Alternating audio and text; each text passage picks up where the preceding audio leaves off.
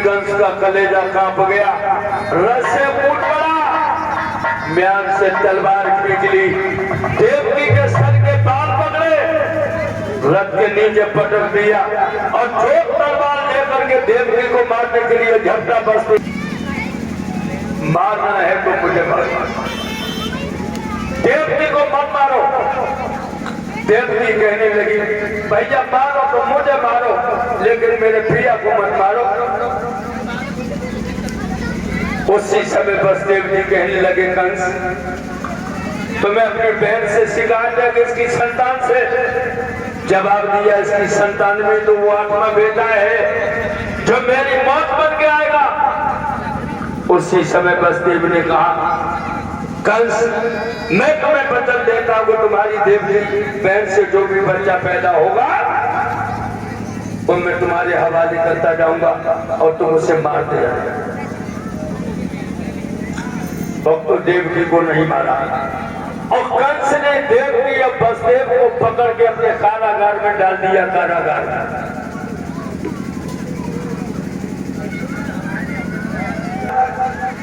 भक्तों देवकी बसदेव को 2 वर्ष से जेल में हो गई।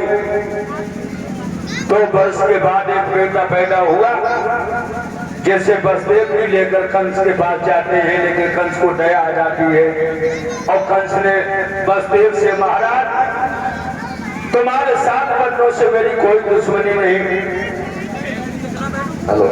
ये व्यर्थ का पाप हम अपनी खोपड़ी पर क्यों लें। जिस तरह से ये पहला बेटा लाए इसी तरह से 8वां बेटा हमें जरूर दे देना। तुम्हारे 7 बच्चे हमने माफ कर दिए। भक्तों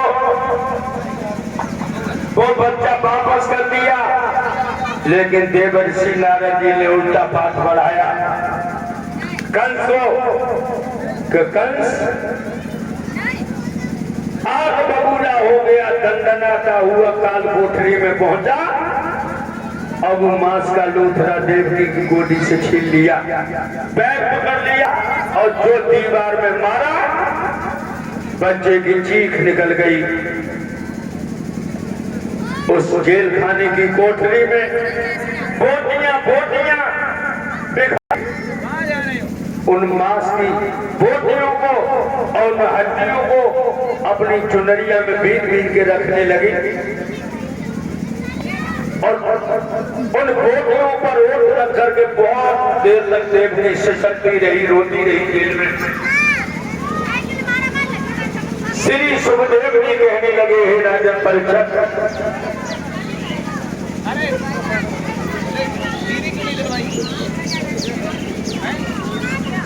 देवकी के सामने 6 बेटा मार डाले। जब 7वें गर्भ का नंबर आया तो भगवान ने योग माया को आदेश दिया कि देवकी को गर्भ को निकाल के गोकुल में रोहिणी के गर्भ में पहुंचा दो। आज योग माया ने यही किया और भोजराज कंस को यह सूचना दे दी कि देवकी का 7वां गर्भ खंडित हो गया। जब 8वें गर्भ का नंबर आता है तो भोजराज कंस बोलती पारी थी, कंस के यहाँ तैयारी थी, भैया महलन में मौज करे और जेल में बहन बिचारी।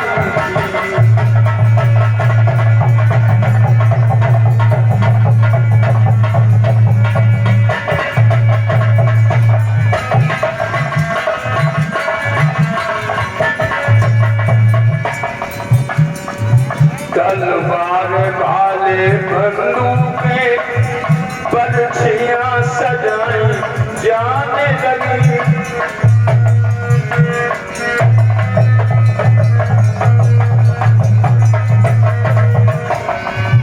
जेल के फाटकों पर दौड़ी चौकियां बिठाई जाने लगी।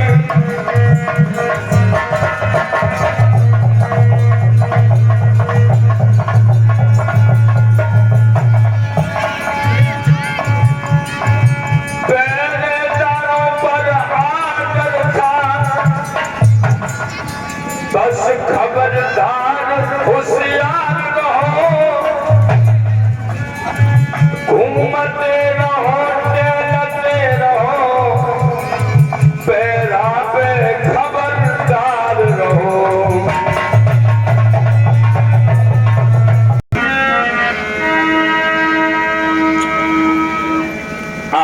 में बादल इधर उधर भाग रहे हैं, बिजलियां चमक रही हैं, बादल चटक रहे हैं और मंद मंद हवा के साथ में छोटे छोटे बूंदों में फुहार पड़ रही है। फुहार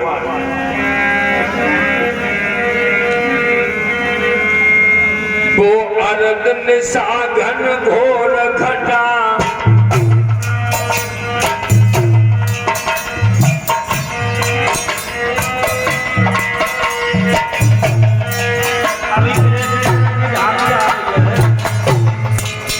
बूंदों की तनक रिमझिमी